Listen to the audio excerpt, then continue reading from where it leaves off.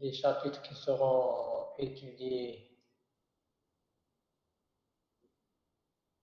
dans de ce cours de visualisation de données ou bien database. Alors, le premier chapitre, il concerne les fondements de la visualisation de données. Peut-être qu'il sera ensuite le deuxième chapitre, il va concerner la visualisation de données spatiales. Le troisième, il concerne les données géospatiales. Le quatrième est la bande rap. Nous terminons par les algorithmes techniques de visualisation de séries temporelles. C'est-à-dire ce sont les données qui changent dans le temps. Voilà. Pour les référents, des e-books, ces versions électroniques qui sont gratuits, notamment celui de la bibliothèque librairie d'Ethry. Vous avez aussi plusieurs livres. Alors, pour mon cours, j'ai utilisé cet ensemble de livres que j'ai trouvé bien sûr sur le réseau.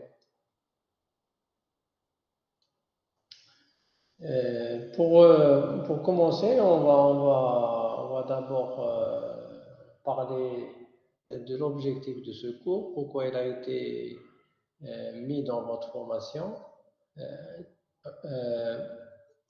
Alors, pourquoi il a été mis dans la formation Master Informatique Visuelle? Bon, je vous informe que dorénavant, 5 minutes de retard, à partir de 5, je ne vais pas autoriser vos camarades et vous-même à vous connecter. Ah bon, il faudra prendre les... Maintenant, si vous avez un problème de connexion, ça, je ne peux pas deviner. Hein. Alors, je reviens au slide. L'objectif du cours, c'est d'étudier les algorithmes et les techniques pour créer des visualisations en se basant sur les principes du graphique, de l'art visuel, de la psychologie de perception et la science cognitive. Cela veut dire qu'il y a eu beaucoup d'expériences qui ont fait que on doit choisir telle ou telle couleur, on doit choisir telle ou telle forme pour capter, pour intéresser la personne, pour l'amener à voir la visualisation. Et par conséquent, on veut intéresser des personnes à regarder ce qu'on est en train de visualiser, ou bien nous intéresser nous-mêmes pour essayer aussi de voir et de comprendre le contenu de l'information. Et je donne ici une définition qui a été tirée du livre Data Visualization Principles and Practice de 2008 de Peters. Alors, dans cette définition, c'est quoi cette nouvelle discipline qui est la visualisation de données? C'est transformer une grande quantité de données brutes en représentation graphique, en exploitant la supériorité du traitement visuel de l'humain à détecter les motifs et de sa capacité d'inférer. Pourquoi on essaye? Nous avons une grande quantité de données brutes. L'intérêt, c'est essayer de la visualiser quelque chose qui est synonyme de ces données. Pourquoi? Parce que l'être humain, il est supérieur, il peut capter directement la sémantique de ces données et d'inférer et de décider. C'est pour cela qu'on utilise la visualisation de données lorsque nous avons à essayer de comprendre, d'interpréter et de communiquer les données, comme c'est dit dans la définition. Maintenant, qui est intéressé par cette discipline, c'est développer des applications pour la visualisation des big data. Vous savez qu'aujourd'hui, il y a des données de masse, hein, il y a beaucoup de données, et développer des outils et des systèmes de visualisation. Nous avons deux types de développement. Alors, soit on développe des applications pour la visualisation de données, ou bien on essaie de créer des outils et des systèmes pour les utiliser dans les applications de visualisation de données. Quelques définitions, je vous laisse lire, hein. Je vais prendre une seule, le reste vous pouvez lire sur les transparents. Je vais prendre la première de Cormick et Hall qui dit que la visualisation de données, c'est transformation du symbolique vers le géométrique. Pourquoi? Parce que ce que nous avons sont des chiffres, des caractères, des enregistrements, beaucoup de types de données. Et on va essayer de, de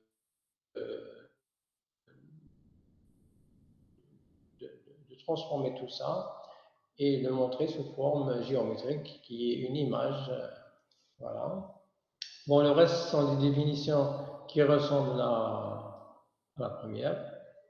Est-ce que c'est bon toujours? Est-ce que vous m'entendez? Est-ce que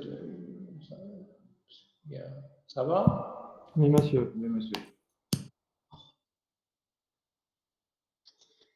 Eh bien, s'il vous plaît, maintenant. Ah, parce que j'enlève le câble. D'accord.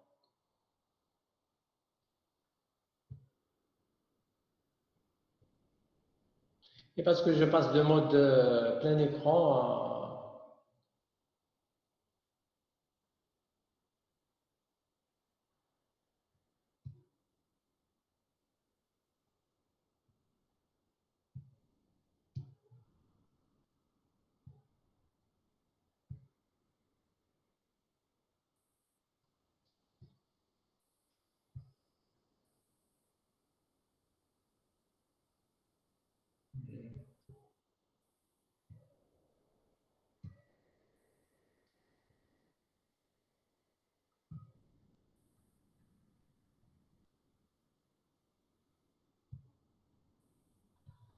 Voilà, je vais laisser comme ça.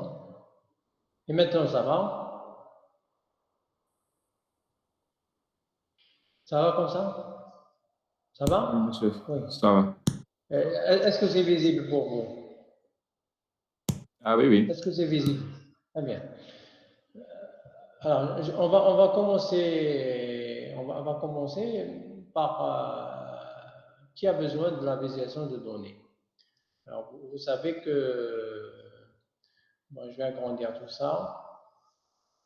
J'ai mis à jour euh, les chiffres et j'ai oublié d'agrandir.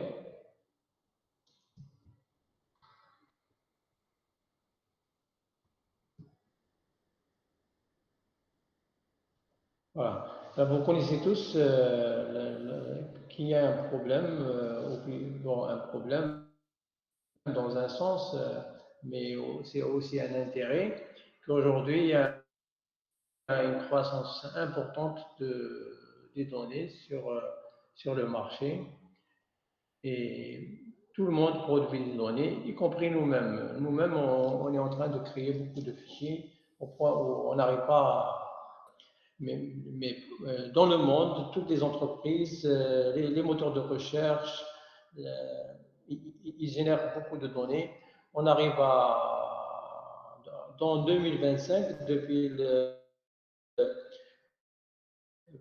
d'après un centre, d'après une donc, Statista, qui est dans un site de 180 zeta-octets. Alors, zeta, c'est 10 puissance 21. Donc, vous voyez, le chiffre, il est énorme.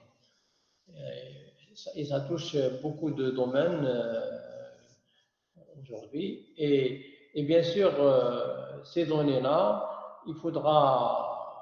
on doit être capable de les comprendre, de les traiter, d'extraire l'information utile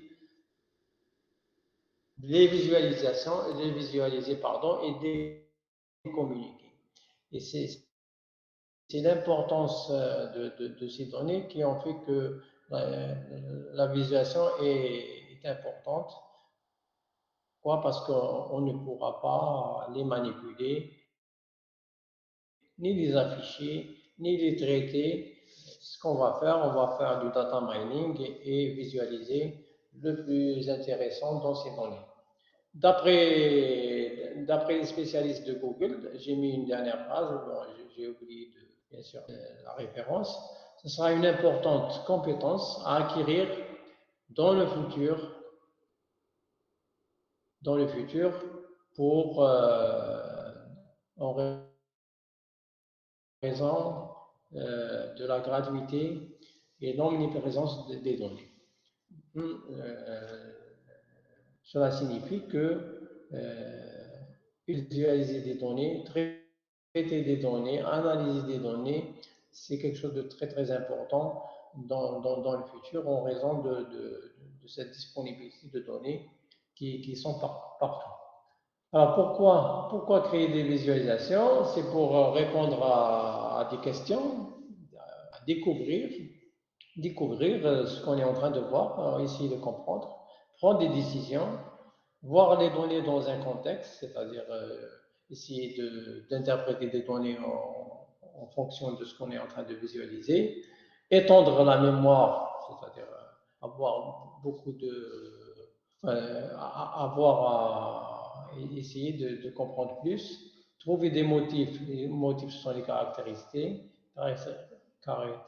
pardon. Présenter des arguments pour raconter une histoire. Lorsque vous voulez présenter quelque chose, vous allez visualiser. C'est des slides, c'est une visualisation. Un graphe est une visualisation. S'inspirer et communiquer l'information pour pouvoir collaborer. Alors, les domaines de visualisation, il y en a beaucoup. Je cite quelques-uns des domaines.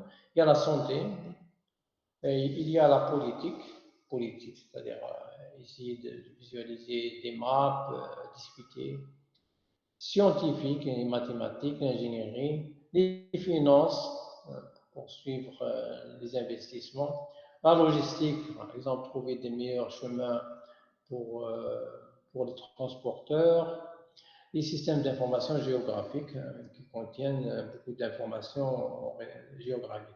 À titre d'exemple, vous avez ici le secteur, ici c'est la NASA, vous avez beaucoup de données qui sont visualisées et d'autres qui sont chiffrées. Ici, vous avez à droite, c'est les finances.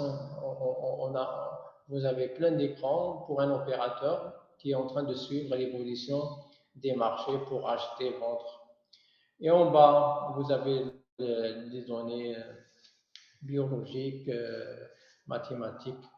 Monsieur, excusez-moi, monsieur. Monsieur, on ne voit pas quand vous passez les slides. Ah, il n'y a rien comme ça. Ça passe pas, on est toujours à la slide 7. C'est maintenant que vous parlez. Vous voyez, je vous ai dit que l'enseignement à distance n'est pas bon.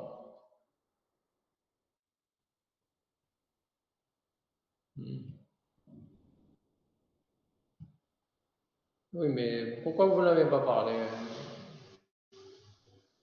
Je vous ai dit lorsqu'il y a un problème, vous parlez. Donc vous n'êtes pas en train de suivre. Quand il est en train de suivre. Moi, je ne peux pas deviner comme ça. Je suis passé pour vous dire comment faire tel ou tel, et il fallait dire qu'on ne voit pas ce que vous êtes en train de dire. Ouais, je vais reprendre. Mais comme ça, on n'avance pas. Hein. Si vous ne m'arrêtez pas, si vous ne dites pas que ça ne va pas.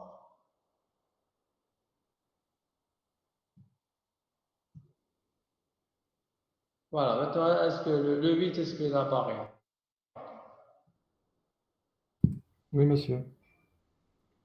Ça. Monsieur, je pense que c'est Le quand, 8, quand vous mettez en plein écran. Quand je bascule, ça ne marche pas. Quand vous mettez Ah, en plein écran. Et le 9 maintenant, ça va? Oui. Ça va? D'accord. le 900. J'ai parlé de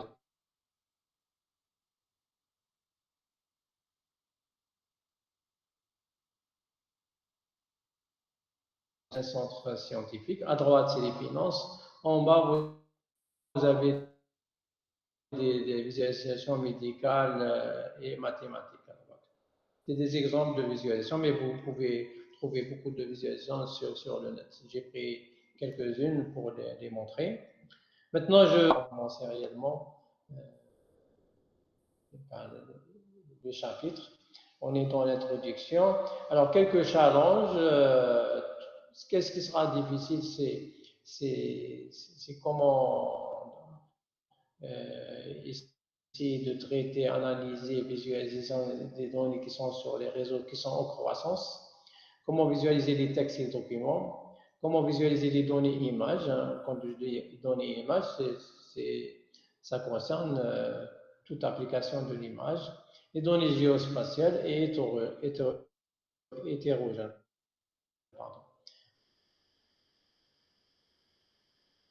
Aujourd'hui, il y a des solutions pour ça. Nous allons voir dans ce cours ce qui a été proposé.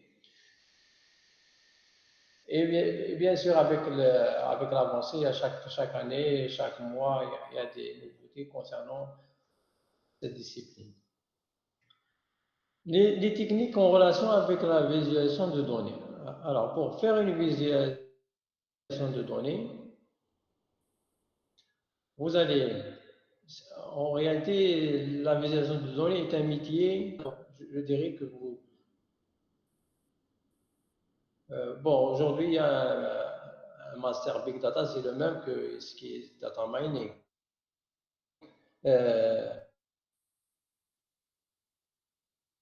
C'est le... Comment il s'appelle le master avec plus de modules concernant le de données.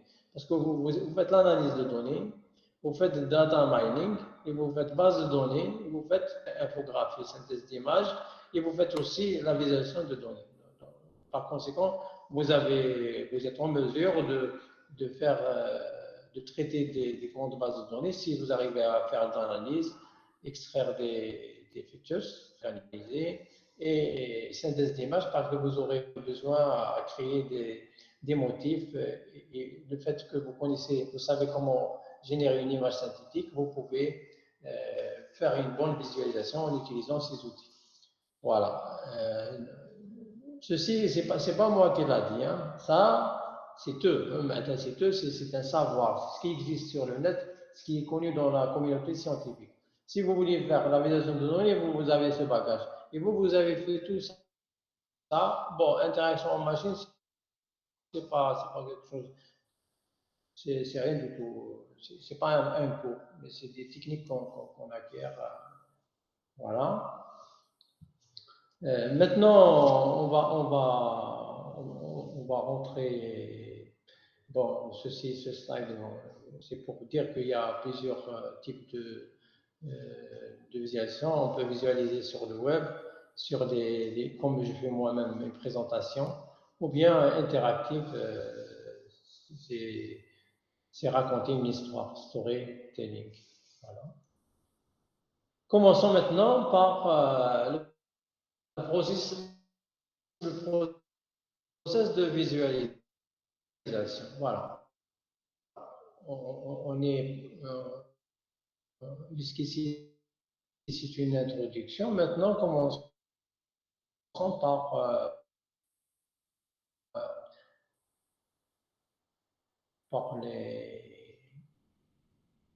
comment réaliser une visualisation. Alors, une visualisation, elle commence par des données brutes. Ensuite, dans les colonnes, vous mettez par exemple température, l'âge, la ville, etc.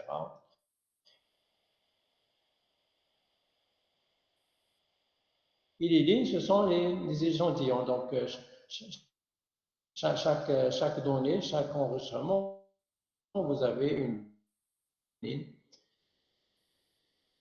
Par conséquent, on aura une table des tables de données. Ensuite, qu'est-ce qu'on va faire? On va faire un traitement pour ce qu'on appelle pour visualiser. Alors, les visualiser, ça veut dire quoi? Ça veut dire que on va créer un espace, on va créer les marques. Hein, les marques, ça veut dire c'est qu'est-ce que vous allez utiliser comme motif et quelles sont les propriétés que vous allez affecter. Par exemple, vous dites, je vais colorier, le rouge pour moi c'est dense, le orange c'est moins dense et le blanc c'est zéro densité, par exemple. Ce sont des propriétés de votre graphique.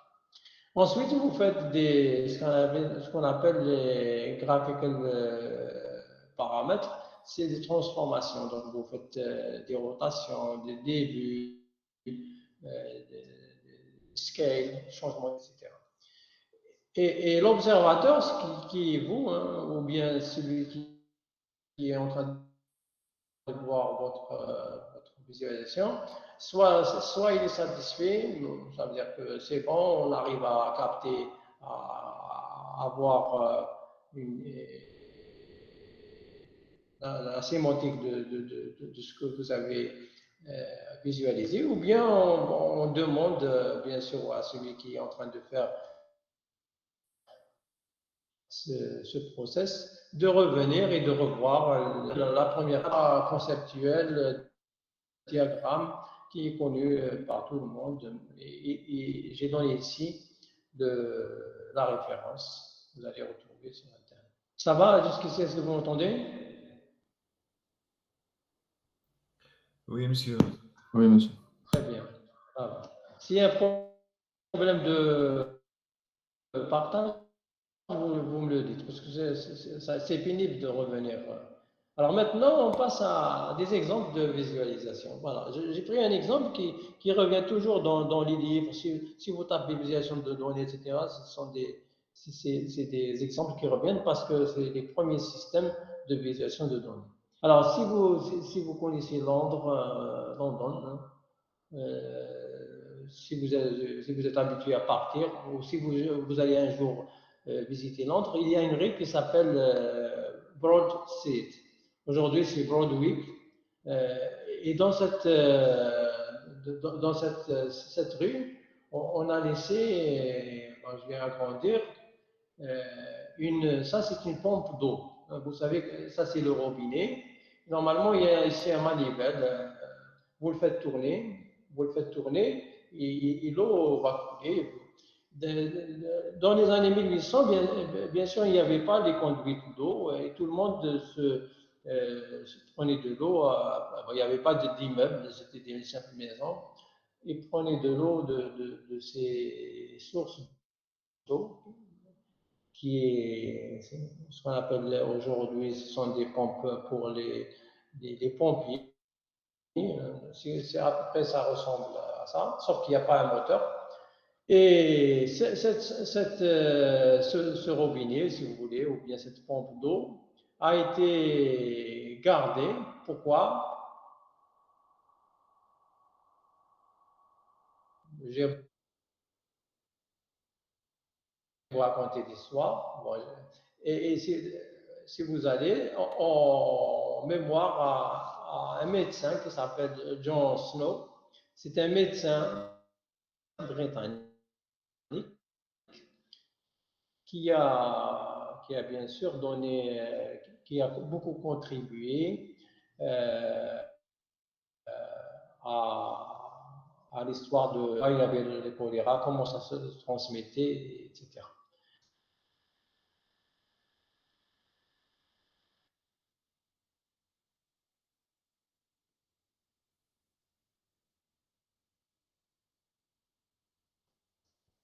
Pardon, un moment.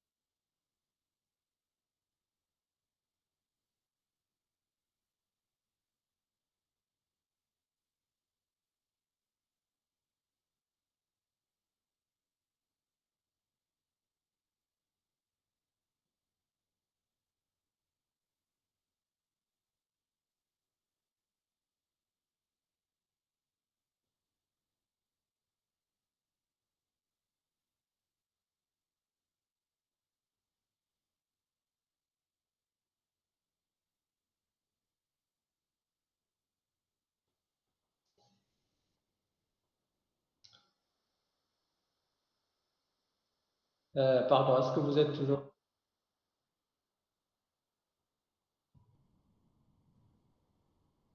Oui, monsieur. Oui, monsieur. Oui, monsieur.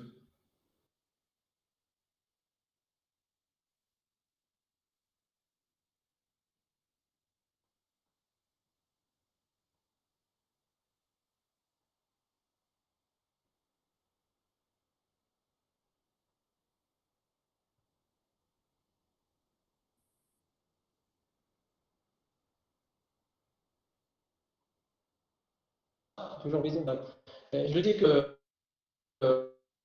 sur cette route-là, Monsieur, on n'a pas... vous voyez ici, euh, euh, bon, je vous donnerai tout ça. Je vais refaire. Il y a un problème.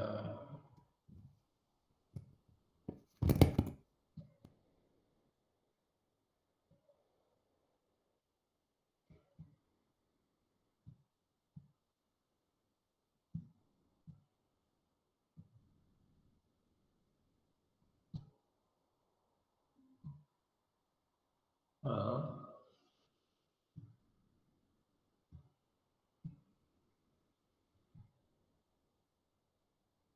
Voilà, j'espère que cette fois-ci, ça ira. Alors, ça va?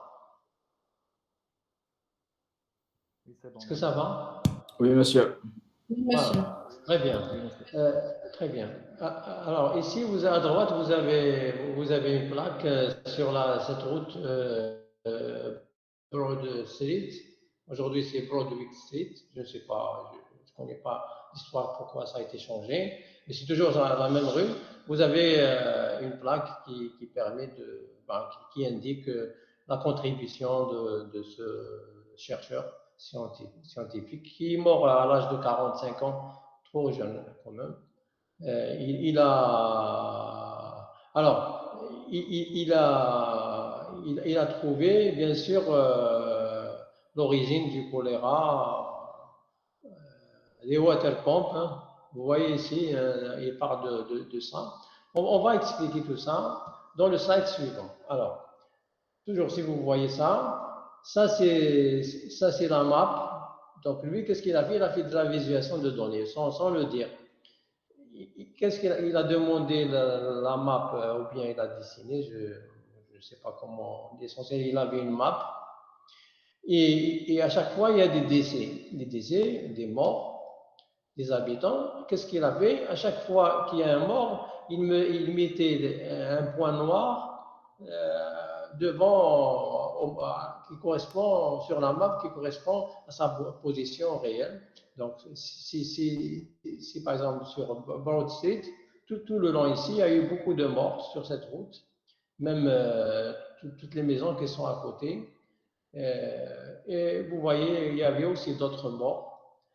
Et en réalité, en regardant cette map, il a dit pourquoi il y a tant de morts. Comment les gens ont attrapé le choléra. Il est allé sur cette Broad Street, il a trouvé la pompe d'eau que vous voyez ici en croix. Et bien sûr, il a cherché, il a trouvé que réellement, il y avait un égout qui a pollué la pompe. Pourquoi? Parce que l'autorité de London jetait des ordures dans, le, dans la rivière. Et il y a eu cette pollution d'eau. Les gens sont morts. Et qu'est-ce qu'il a fait? Il a cassé le manivelle ou bien le bras que vous voyez ici. Il a cassé pour que tout le monde, personne ne pourra boire de cette eau. Et après, ils ont trouvé qu'il s'agit effectivement, c'était la source d'eau, cette source d'eau qui a contaminé le reste. Voilà, ça c'est un exemple de visualisation. Quand vous regardez comme ça, vous dites pourquoi il y a tant de décès, ça veut dire qu'il y a une concentration. Pourquoi il y a une concentration? Ça vous donne des idées. C'est-à-dire que quand on a des données, si je vous donne un fichier XY, position XY, longitude, latitude et la personne, l'âge, etc., vous n'avez aucune chance de trouver ça. Mais le fait que vous avez dessiné la map, vous avez positionné des objets, ça vous donne une idée de dire peut-être qu'il y a un objet qui est posé, un objet physique qui est là, parce qu'il y a une concentration. Et le monsieur, John Snow, a cherché, il a trouvé que réellement il y avait une origine. Par conséquent, ça a beaucoup aidé à l'avancée de la découverte de l'origine de, de, ce, donc de cette maladie. Voilà. Est-ce que ça va? Est-ce que ça va? Est-ce que vous avez des questions jusqu'ici? Il n'y a pas de questions? Très bien. Une autre, je vous montre des exemples, bien sûr. Aujourd'hui, c'est une première séance. On ne va pas rentrer dans le technique. On va rester toujours dans les généralités. Et ça, c'est un exemple d'une map. C'est une tree map. Tree map, ça veut dire que c'est une map dessinée sous forme d'un arbre. Tree, c'est arbre, qui représente Who Imported Coffee en 2014. Alors, vous voyez quand même ici l'Algérie apparaît à droite. Hein. À droite, ici, vous avez Algérie avec 1%. Ça va. Quand même, on importe, c'est quelque chose de bien. Et ici, vous voyez que déjà, le fait de regarder comme ça, vous avez, quand vous regardez, vous savez que les États-Unis n'importent plus que la Germanie, plus que la France. Et le fait, la surface ici qui est représentée, qui est associée à un pilier, elle est coloriée d'une couleur différente et c'est la surface qui indique le nombre enfin, bien la quantité. Voilà. Et vous avez des couleurs, bien sûr, les détails, on verra après comment faire une climat. Vous avez d'autres exemples, c'est la visualisation scientifique, c'est des molécules en 3D. Et ça, c'est une capture d'écran, mais vous avez aussi, vous pouvez visualiser en 3D et faire des rotations et regarder le mouvement des objets de notre point de vue. Un des exemples ici, on s'intéresse à visualiser le nombre de papiers, des citations et aussi le nombre de ce qu'on appelle les co-auteurs. Pour représenter le nombre de papiers, vous voyez ici, on va les représenter par un nombre, par un cercle large ou moins large. Le diamètre est important. Le node size, c'est le nombre de papiers. Ici, vous avez beaucoup de papiers. Nombre de citations, c'est la couleur. Alors, vous avez en bas la couleur. La couleur, quand c'est marron, c'est 50. Quand c'est jaune, c'est 10 et 20. Ça veut dire que ces papiers-là sont, ces articles ou bien ces livres sont cités plus. Ils sont nombreux. Alors, les auteurs, vous avez ici les auteurs qui sont représentés bien sûr, ils sont en co-auteur. C'est-à-dire que si je prends cet auteur-là, il s'appelle Serd. Cet auteur, il s'appelle Mac Donley. Chacun des deux ont beaucoup ils ont une production importante. Et ils ont aussi, vous voyez le lien ici, elle est large, c'est-à-dire qu'ils ont produit beaucoup de choses ensemble. La même chose ici pour ces deux auteurs, etc. Par contre, si je prends celui qui est en jaune, l'auteur ici, hein, il a un certain nombre de productions qui correspond à la largeur du cercle. Et ces productions sont citées entre 10 et 20 fois. Il a un nombre de productions avec l'auteur ici, il a un nom ici qui est compliqué, qui n'est pas le même que que entre les deux sert des MAC données.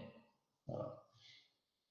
Alors, vous voyez ici, ça vous donne, c'est une représentation d'un fichier qui peut être sur des dizaines de milliers de données. Mais quand vous regardez, vous pouvez comprendre des choses, vous pouvez décider, vous pouvez analyser, vous pouvez écrire et présenter ces données. Voilà, il est déjà midi 15.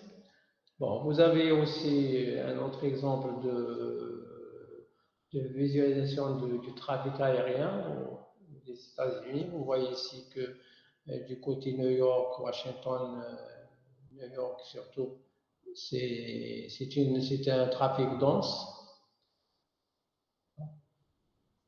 On peut aussi visualiser le trafic de bus en ayant leur position. Vous voyez ici, c'est en jaune.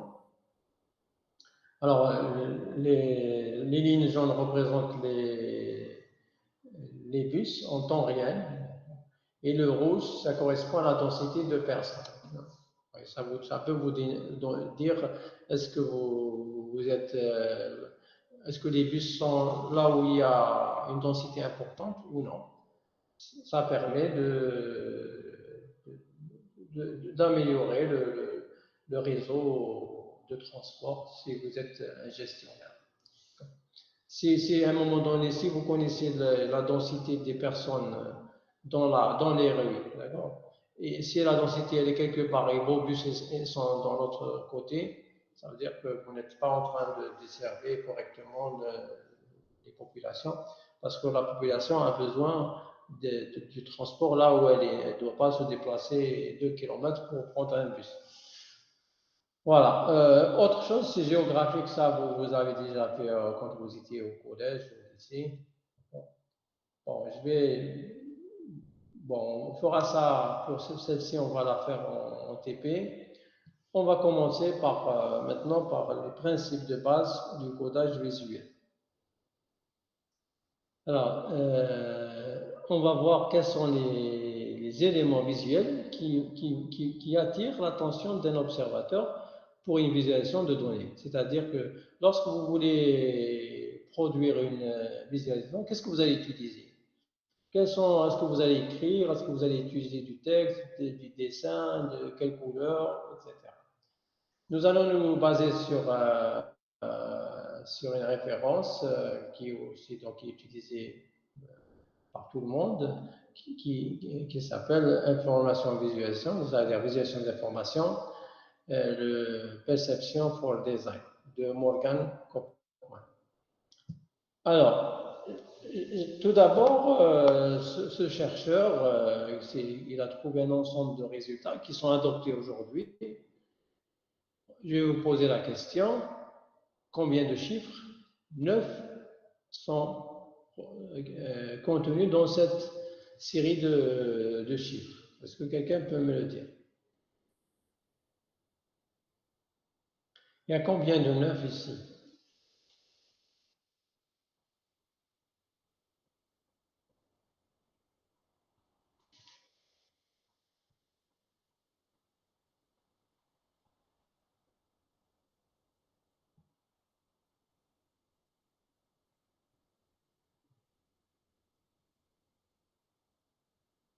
« 14.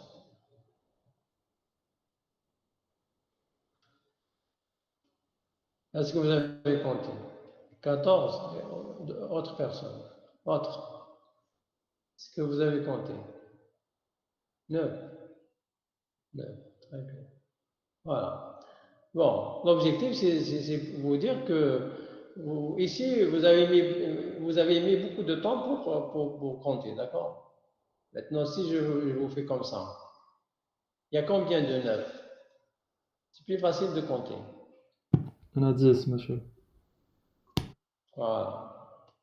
Voilà. Vous voyez, vous avez fait ça rapidement. Pourquoi? Parce que vous avez représenté certains motifs en couleur et ça a capté vos yeux. Hein. Vos yeux, vous avez vu que vos yeux sont allés directement vers le rouge. Et effectivement, c'est des chiffres 9. Donc vous allez les compter.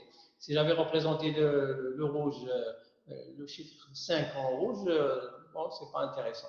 Ici, ce qu'on appelle la convergence du système visuel humain, ici vous convergez. Vous convergez, c'est une information qui attire vos yeux, votre système visuel, et vous pouvez faire un processing, un traitement de l'information, vous comptez ou bien vous analysez, etc. Maintenant, nous avons la couleur. Hein. La couleur est un indice visuel qui aide bien sûr à comprendre ce qui est visualisé. Alors, le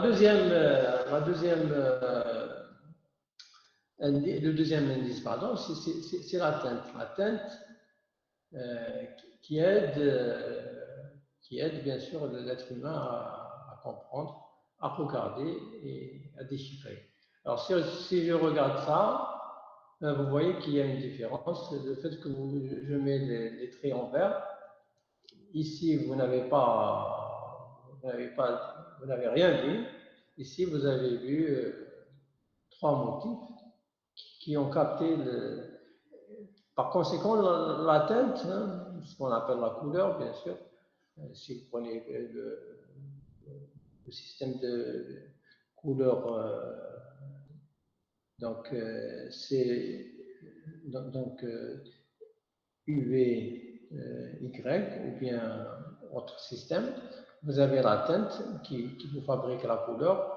Ici, ça vous donne une idée et vous avez l'information qui est le vert. Vous êtes en train de voir maintenant le vert. Le rouge n'attire pas votre perception. La même chose si je m'intéresse à des images au niveau de gris. Le fait de changer l'intensité de votre gris capte votre intérêt et l'intérêt du système de perception. Nous avons parlé de la couleur, de la teinte, l'intensité. Il y a aussi la forme. Alors la forme, quand vous faites une visualisation, vous pouvez utiliser des formes. À titre d'exemple, ici j'utilise des petits triangles. Ici je mets une deuxième forme. Ici, vous voyez que vous captez la perception et ça vous donne. Vous pouvez faire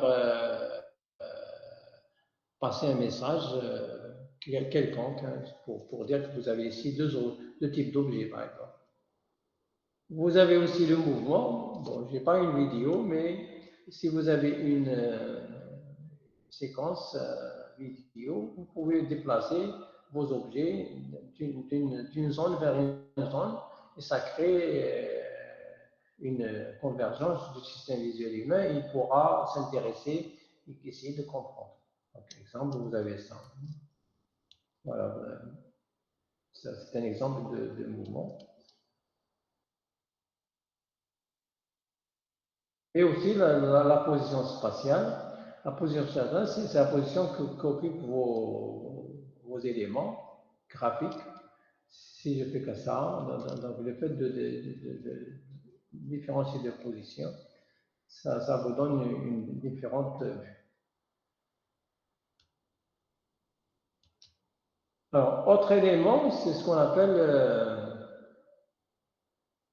je résume, la forme ou la couleur sont des attributs préattentifs hein, qui permettent par exemple de délimiter la frontière présente dans la représentation. Donc, je résume ces deux figures, c'est-à-dire que si je vois la figure de gauche, qu'est-ce que vous avez? Vous avez des motifs qui sont différents. Mais quand vous regardez celle de gauche, vous avez deux régions. Qu'est-ce qui différencie des régions? Ce n'est pas la forme, mais c'est la couleur. Le fait qu'on a... Et pourtant, la couleur, vous avez des formes différentes. Quand je regarde à droite, je vais faire l'inverse. Je vais utiliser la même forme, mais avec des couleurs différentes. Et à gauche et à droite, vous voyez que ici, c'est la forme qui attire, c'est le regroupement de formes qui va capter votre attention. Donc, ce sont des attributs préattentifs. Donc, vous avez la forme ou la couleur. Tout dépend comment vous organisez. Et vous avez après, enfin, ce qu'on appelle l'espace négatif. Vous pouvez utiliser certaines techniques pour représenter une figure qui peut représenter la figure que vous voyez ici, c'est une coupe, hein, mais ça peut être aussi deux visages. Ça dépend de ce que vous voyez. La même chose ici. Donc, FedEx, c'est une entreprise de transport. Ici, vous avez, quand vous regardez comme ça, il n'y a rien, mais en réalité, il y a une flèche qui a été créée par l'entreprise dans son logo, hein, pour dire c'est du transport, c'est marchandises, etc. Courrier. Voilà. Jusqu'ici, j'ai présenté pour résumer,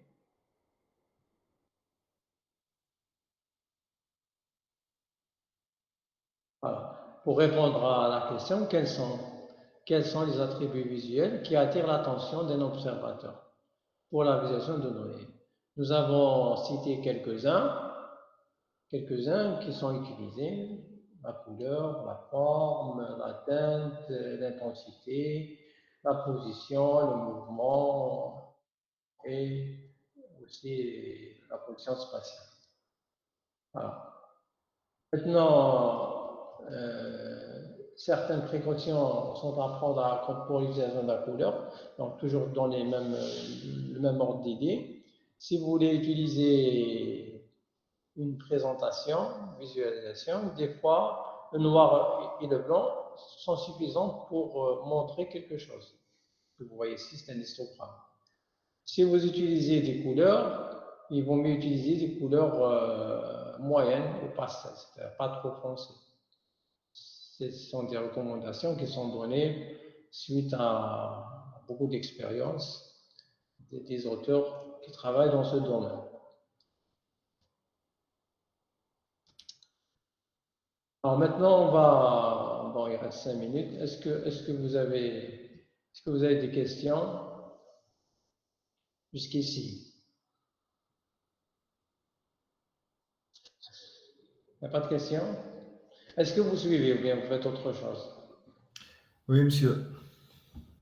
Vous suivez? Ça. Très bien. Alors maintenant, on va aller vers le langage visuel pour dire, pour parler des différents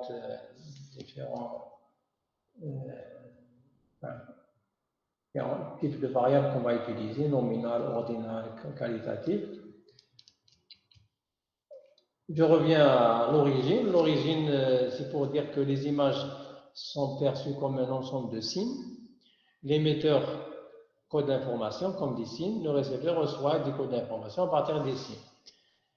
Et ça veut dire quoi? Ça veut dire que quand vous regardez le monde externe, vous êtes en train de regarder des motifs et votre cerveau va analyser ces motifs pour inférer des informations. Nous allons voir quelques exemples.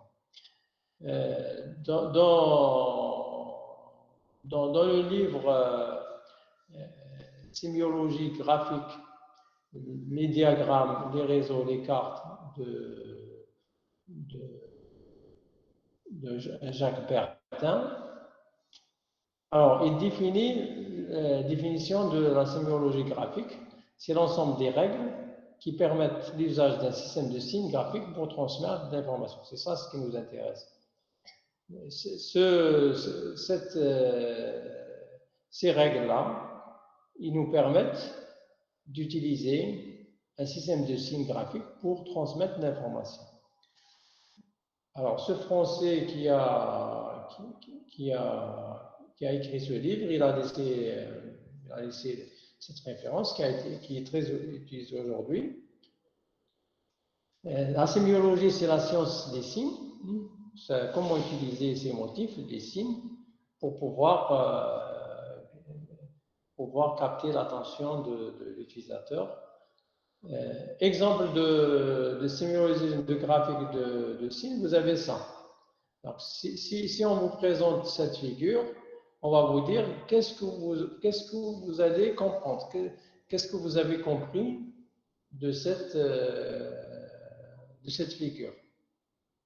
Qu'est-ce que vous déduisez? Si vous voulez montrer quelque chose et vous allez utiliser cette figure, qu'est-ce que vous voulez montrer à vos camarades en montrant ce A, B et C de cette façon?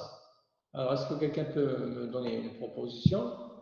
Qu'est-ce qu'on peut déduire? Moi, je suis un observateur. Quand je vais regarder ça, qu'est-ce que je peux déduire sur A, B et C, qui sont représentés par des petites croix? La distance entre B et C est plus grande que la distance entre A et B. D'accord. Quoi encore?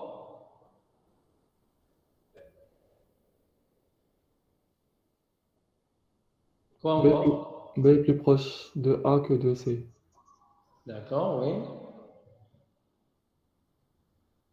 Quoi encore?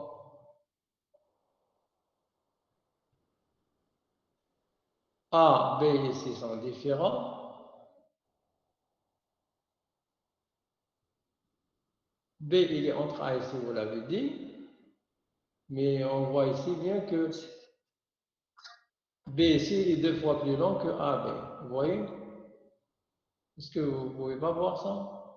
C'est à peu près la moitié, non? Donc, ça, c'est ce qu'on veut représenter. Hein? Ça, c'est ce qu'on veut représenter.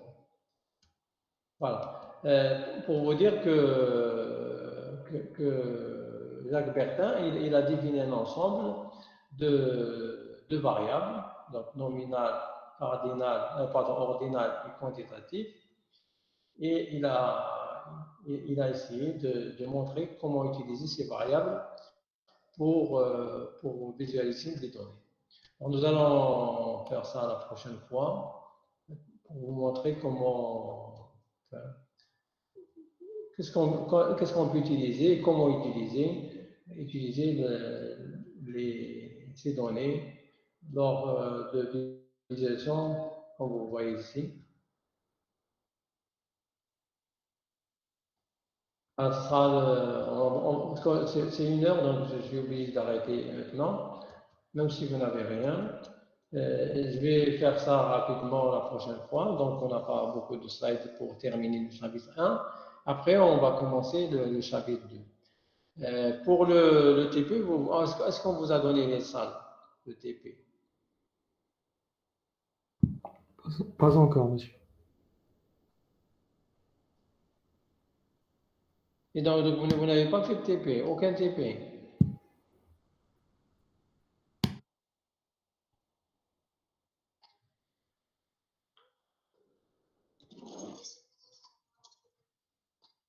Alors moi, j'ai avec vous un TP atelier créatif, jeudi. Vous le savez? Oui, monsieur. Vous le savez. Et donc il y a un problème si on ne commence pas. Ah bon, oui, je dis donc vous n'allez pas venir, c'est ça?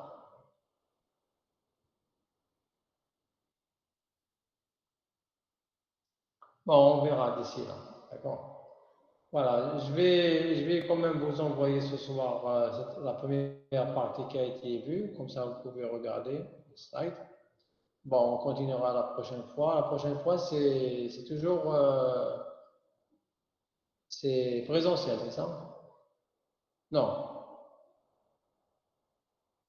c'est l'autre fois qui sera présentiel. D'accord. Donc, la prochaine, si vous n'avez pas de questions. Ça va. Merci, monsieur.